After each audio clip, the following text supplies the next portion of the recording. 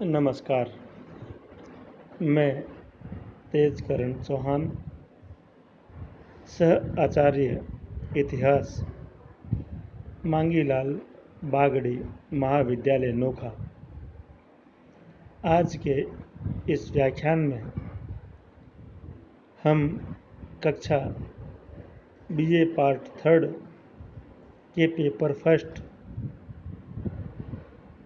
आधुनिक भारत का इतिहास के अंतर्गत मराठा संघ और ईस्ट इंडिया कंपनी के बीच हुए संघर्ष में नाना फडणवीस की भूमिका और योगदान किस प्रकार से रहा।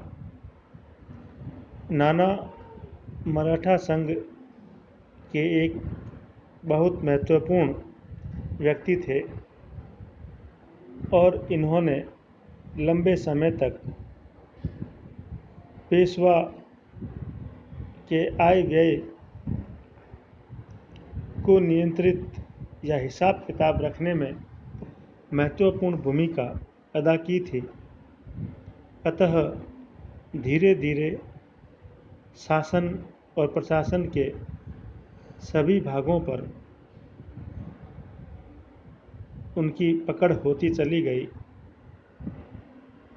नाना का जन्म 12 फरवरी 1742 को एक ब्राह्मण परिवार में हुआ। इनके बचपन का नाम बालाजी था और पिताजी का नाम जनार्दन था। अतः महाराष्ट्रीय परंपरा के अनुसार वे बालाजी जनार्दन के नाम से पुकारे जाते थे। पेशवा माधवराव प्रथम ने नाना फडणवीस को पेशवा के आय व्यय का हिसाब रखने वाला अधिकारी के पद पर नियुक्त किया। वित्तीय प्रबंध के लिए उत्तरदायी होने के कारण नाना का महत्व धीरे धीरे बढ़ता गया। यद्यपि नाना शरीर से दुर्बल और सैन्य संचालन में अयोग्य थे, फिर भी शासन पर उनकी पकड़ लगातार बढ़ती गई। जब पेशवा नारायण राव की हत्या हुई और पूना में राघोबा के विरुद्ध क्षोभ और क्रोध का वातावरण तैयार हो गया था, उस समय नाना फडणवीस, सखाराम बापू और मोरोबा आदि नेताओं ने मिलकर एक 12 भाई समिति का गठन किया, जिन्होंने राघोबा को पेशवा पद से अलग करने की घोषणा की और यह घोषणा की कि नारायण राव की विधवा पत्नी गंगाबाई से उत्पन्न होने वाले पुत्र को राज्य का अधिकारी बनाया जाएगा। सखाराम बापू मुख्य कार्यकारी अधिकारी और नाना उसके सहायक बनाए गए। नाना अत्यंत महत्वाकांक्षी व्यक्ति था और उसने समस्त सत्ता अपने हाथों में धीरे धीरे केंद्रित कर ली और 12 भाई समिति के सभी सदस्यों को धीरे धीरे पदों से हटाकर संपूर्ण सत्ता पर एक प्रकार से कब्जा कर लिया। नाना फडणवीस की यह प्रवृत्ति मराठा संघ के लिए बड़ी घातक सिद्ध हुई, क्योंकि पेशवा धीरे धीरे शक्तिहीन हो रहे थे और नाना स्वयं सैन्य संचालन करने में समर्थ नहीं थे। ऐसी स्थिति में मराठा संघ की एकता को बनाए रखना, राघोबा पर नियंत्रण बनाए रखना और अंग्रेज़ों के बढ़ते हुए प्रभाव को रोकना, ये सब अत्यंत चुनौतीपूर्ण कार्य थे। नारायण राव के मृत्यु उपरांत उत्पन्न पुत्र माधवराव द्वितीय को पेशवा घोषित करने के बाद उनके पालन पोषण का जिम्मा भी नाना को ही सौंपा गया।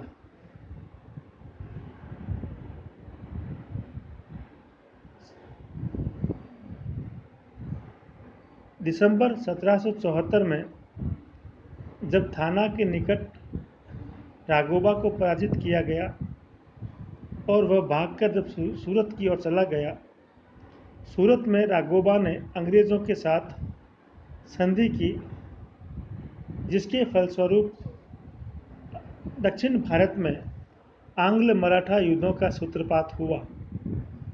नाना ने अपनी कूटनीति से निजाम और हैदर को अपनी तरफ मिला लिया।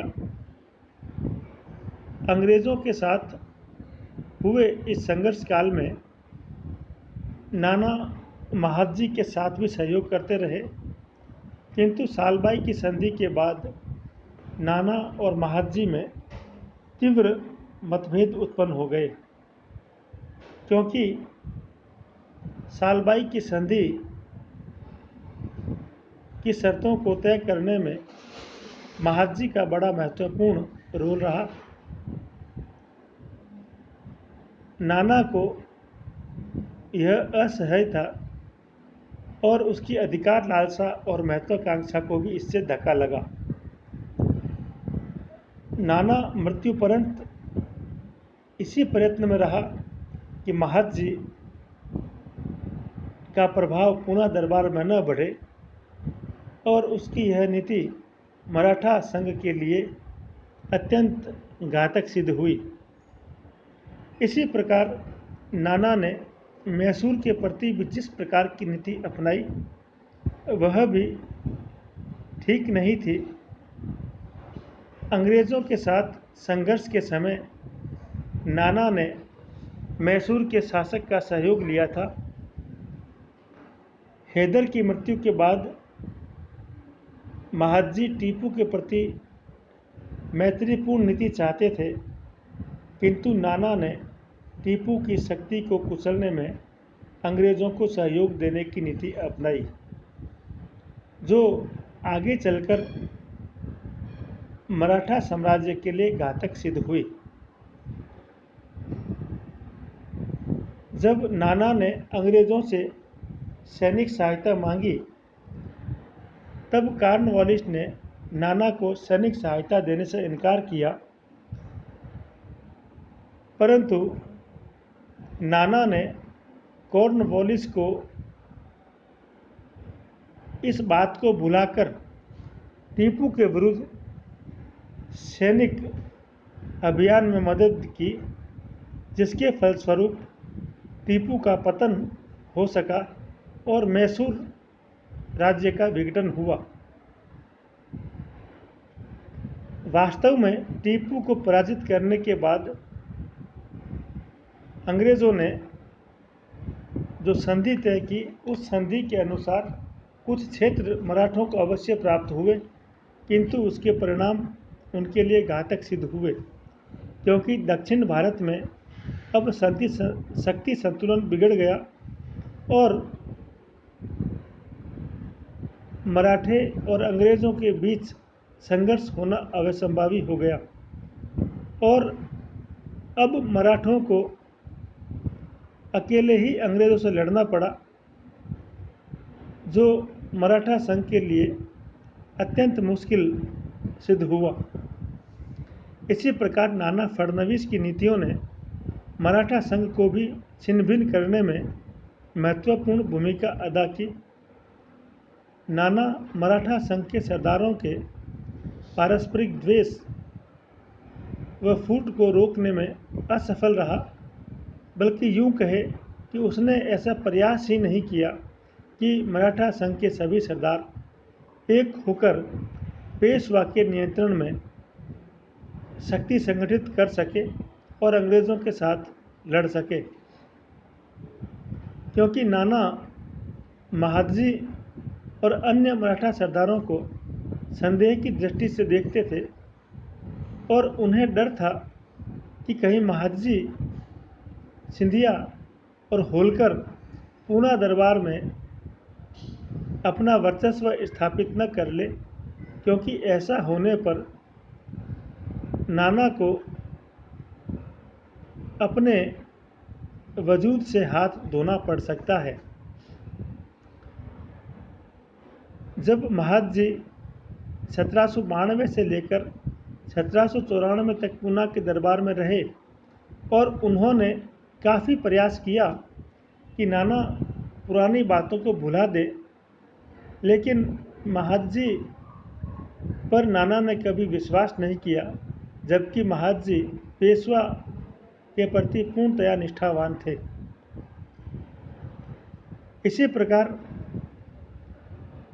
नाना ने राघोबा के साथ भी कभी कोई समझौता नहीं किया और पेशवा की इच्छा के विरुद्ध जाकर उन्होंने बाजीराव को पेशवा बनने से रोकने का प्रयास किया। इसी प्रकार हम देखते हैं नाना फडणवीस की नीतियों की वजह से पेशवा का पालन पोषण और सैन्य प्रशिक्षण भली भांति नहीं हो पाया, जबकि पेशवा को एक अत्यंत दक्ष सैनिक और प्रशासनिक शिक्षा की आवश्यकता थी, जिससे पेशवा अपने पद का उत्तरदायित्व संभाल सके। परंतु नाना को यह भय था कि यदि पेशवा अपने उत्तरदायित्व को संभालने के योग्य बना तो शासन की बागडोर उनके हाथों से निकल जाएगी। ये एक दुर्भाग्य था कि पेशवा जब 5 वर्ष की अवस्था में था तभी महादजी सिंधिया को उत्तर भारत के अभियान पर जाना पड़ा और 1792 में जब महादजी वापस लौटे तब तक पेशवा 18 वर्ष के हो चुके थे और पेशवा पर नाना का कठोर नियंत्रण स्थापित था। स्वयं पेशवा नाना की इच्छा के बिना कुछ भी करने में समर्थ नहीं था। यहाँ तक कि पेशवा की समस्त दिनचर्या भी नाना के द्वारा नियंत्रित थी। ऐसी स्थितियों को जब हम देखते हैं तो नाना अवश्य इस चीज़ के लिए जिम्मेदार कहा जाना चाहिए नाना को कि उन्होंने भावी पेशवा को एक योग्य प्रशासक बनाने में अपनी भूमिका का निर्वाह ठीक प्रकार से नहीं किया और पेशवा के चारों ओर गुप्तचरों का जाल बिछा दिया, जिससे कि पेशवा कोई भी स्वतंत्रता पूर्वक कार्य न कर सके और अन्य मराठा सरदारों के साथ मेल जोल न बढ़ा सके।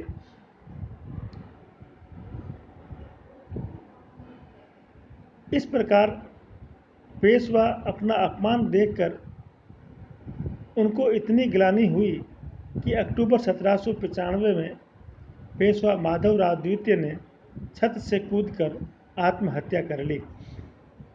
इसी प्रकार पेशवा के उत्तराधिकार के प्रश्न पर भी नाना फडणवीस ने अत्यंत जिद्दी रवैया अपनाया।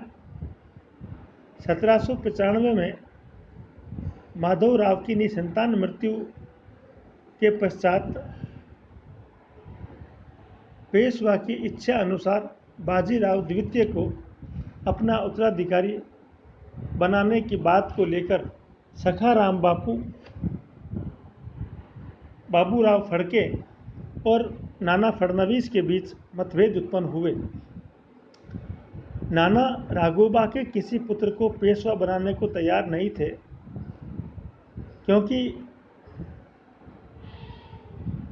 नाना चाहता था कि बाजीराव का छोटा भाई चिम्माजी को माधवराव की पत्नी के गोद देकर पेशवा बनाया जाना चाहिए। महादजी के उत्तराधिकारी दौलतराव ने भी बाजीराव का पक्ष लिया। चूँकि चिम्माजी उस समय अल्पवयस्क थे और उसे पेशवा बनाने से शासन सत्ता नाना के हाथ में ही बनी रहती। अतः नाना ने अपनी स्वार्थ सिद्धि के लिए धर्मशास्त्र और सामाजिक नियमों को भी तिलांजलि दी। क्योंकि चिम्माजी रिश्ते में माधवराव के चाचा लगते थे, अतः माधवराव की पत्नी यशोदाबाई के ससुर हो गए और ससुर को गोद लिया जाना धर्मशास्त्रों के विपरीत था। थोड़े दिनों बाद जब बाजीराव ने नाना को आश्वासन दिया कि वह नाना को अपना मुख्यमंत्री बनाएगा, तो नाना ने बाजीराव का पक्ष ग्रहण कर लिया। सिंधिया इस कार्यवाही से क्रुद्ध हुए और वो चिम्माजी के पक्ष में चले गए।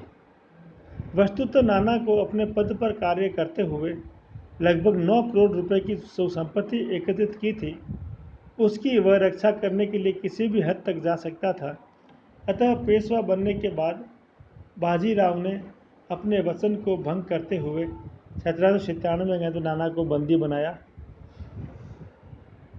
इसी प्रकार अंग्रेज़ों के प्रति नीति भी नाना की ठीक नहीं थी।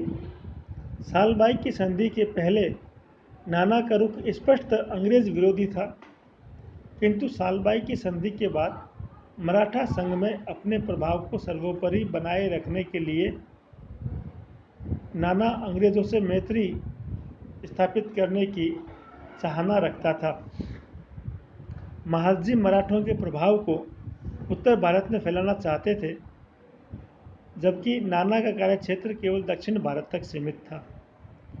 नाना ने अंग्रेज़ों को टीपू के विरुद्ध सैनिक सहायता दी, जिसका परिणाम मराठों के लिए उल्टा हानिकारक सिद्ध हुआ। जब महादजी उत्तर भारत से लौटे तब नाना महादजी से आतंकित होकर कॉर्नवालिस की तरफ गए,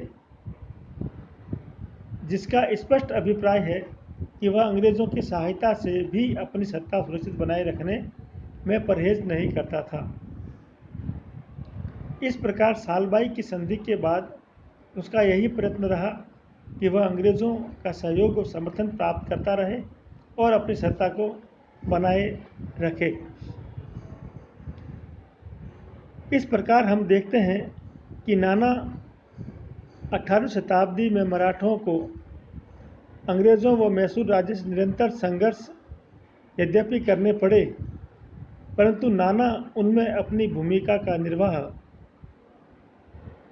निष्पक्ष रूप से नहीं कर पाए। मराठों का नेतृत्व किसी ऐसे व्यक्ति के पास होना चाहिए था जो सैन्य संचालन में दक्ष हो। दुर्भाग्य से नाना को सैनिक ज्ञान बिल्कुल नहीं था। फिर भी उसने कभी भी किसी भी कुशल सैन्य संचालक पर विश्वास नहीं किया।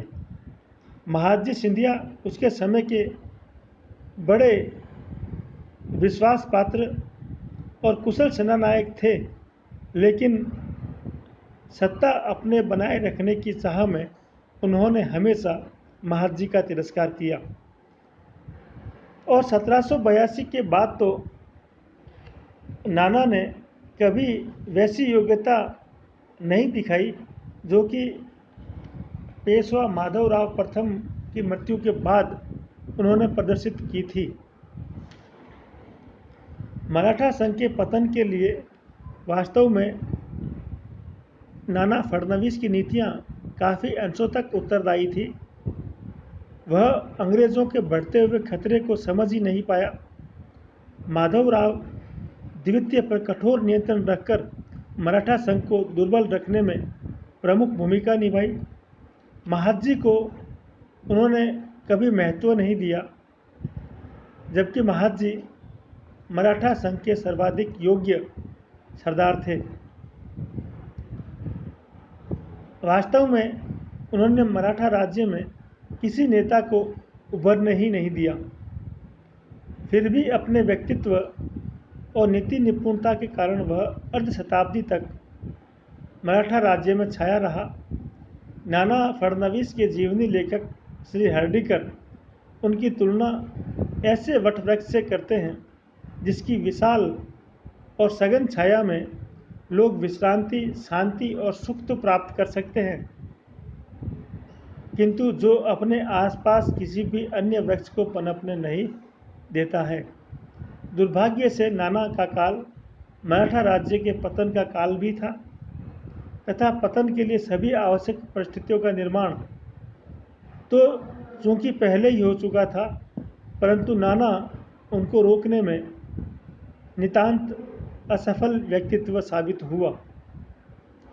मराठा सरदार अब तक आदर्शहीन और सिद्धांतहीन हो चुके थे तथा राज्य हित की भावना अब नष्ट प्राय हो चुकी थी। फलस्वरूप मराठा संघ की एकता समाप्त हुई। पारस्परिक संघर्ष इतना अधिक तीव्र बढ़ा कि राज्य की नींवें खोखली हो गई, जिसके लिए हम नाना को काफ़ी हद तक उत्तरदायी समझ सकते हैं। जय हिंद, जय भारत, धन्यवाद।